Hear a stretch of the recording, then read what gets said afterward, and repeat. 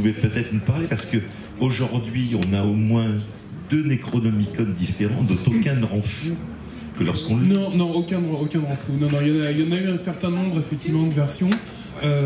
Ça peut rendre fou de désespoir, éventuellement, de les avoir entre les mains. Moi, personnellement, pour moi, le Necronomicon, c'est un mélange entre, comment dirais-je, c'est une sorte d'anti-Coran, revu et corrigé à la mode des grimoires de sorcellerie du Moyen-Âge. Donc, que j'imagine comme contenant une espèce de mélange de poésie, de dessins, de recettes, et puis ça et là, des révélations sur des grands anciens venus d'autres dimensions. Quelque chose d'un peu d'un fatras, voilà. Maintenant, évidemment, on ne peut jamais retrouver quelque chose d'aussi formidable que ce qu'on a fantasmé. Donc, au mieux, je pense, ce qui a été fait de mieux, c'est les dessins que Druyet a fait, c'est qu'il a présenté comme des pages du Necronomicon, sur lesquelles il y a des dessins et puis des lignes d'écriture illisibles. Voilà. Moins on en comprend et plus c'est inquiétant. Monsieur Joshi, alors.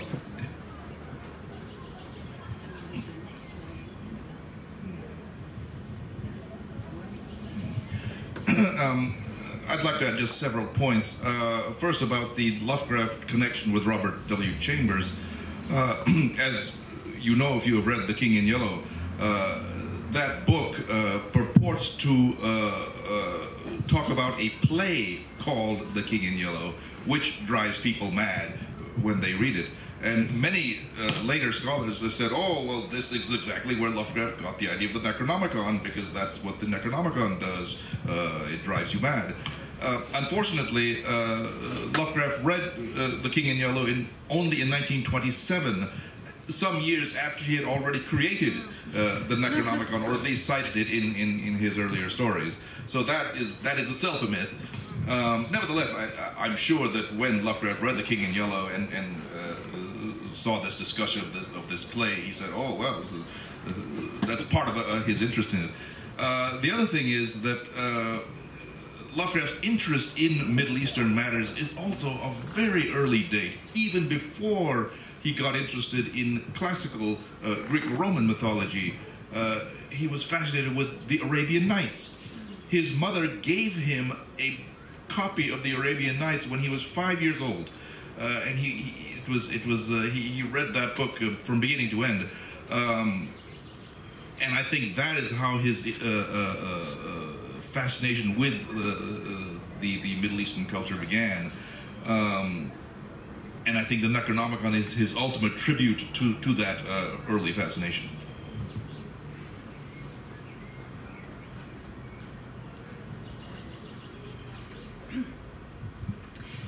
Oui, oh, sorry.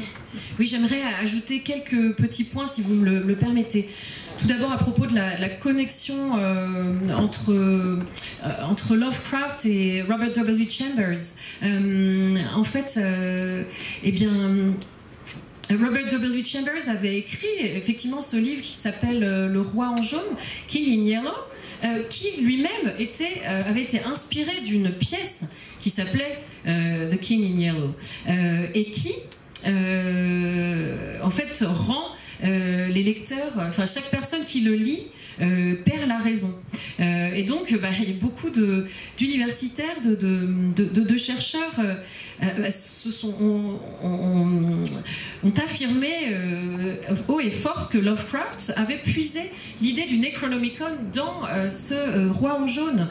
Mais c'était tout à fait pas possible, puisqu'en fait on sait maintenant de sources sûres que Lovecraft n'a pas lu The King in Yellow avant 1927, c'est-à-dire des années après avoir écrit le Necronomicon. Donc là, il y a aussi quelque chose de l'ordre du mythe. J'imagine que Lovecraft ne renie pas complètement ce lien entre le Roi en jaune et le Necronomicon, mais de là à dire qu'il s'en est inspiré, non. Et puis alors je voulais aussi parler de l'intérêt que Lovecraft nourrit pour la culture orientale, le Moyen-Orient. En fait ça remonte à très tôt, à sa plus tendre enfance en fait. Avant même de s'intéresser à la mythologie gréco-romaine, il faut savoir que Lovecraft avait développé une fascination pour les 1001 nuits nuit que sa mère lui avait offert quand il avait 5 ans. Et à cet âge-là, très jeune, il avait déjà lu, enfin peut-être un peu plus tard, mais en tout cas, on sait qu'il les a lus de A à Z, ces 1001 nuits, ce qui n'est pas rien. Et de là, lui est née une fascination pour le Moyen-Orient.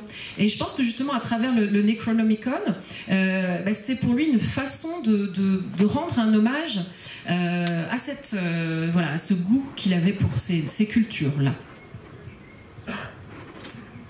Alors, Lovecraft, on l'a vu, il est mis à beaucoup de sauces.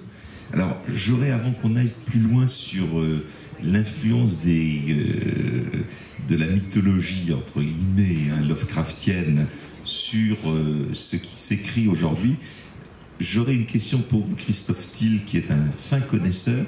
Est-ce que, comme pour certains autres auteurs, il y a des auteurs contemporains qui utilisent Lovecraft comme personnage de roman?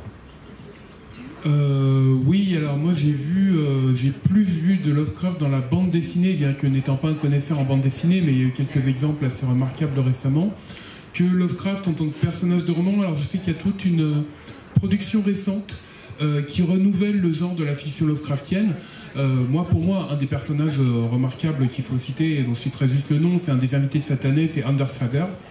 Mais il y a aussi des gens qui ont décidé de prendre Lovecraft, le raciste, à son propre piège et d'écrire des histoires Lovecraftiennes qui retournent à l'envers l'ambiance culturelle de l'Amérique ségrégationniste, avec des bouquins comme La balade de Black Tom et l'autre c'est Lovecraft Country. Voilà. Le personnage de Lovecraft, là où j'ai envie de citer un livre ou une bande dessinée où on le voit apparaître, c'est une biographie, c'est Celui qui écrivait dans les ténèbres, où il y a un découpage cinématographique de la vie de Lovecraft que j'ai trouvé très, très bien, très intéressant.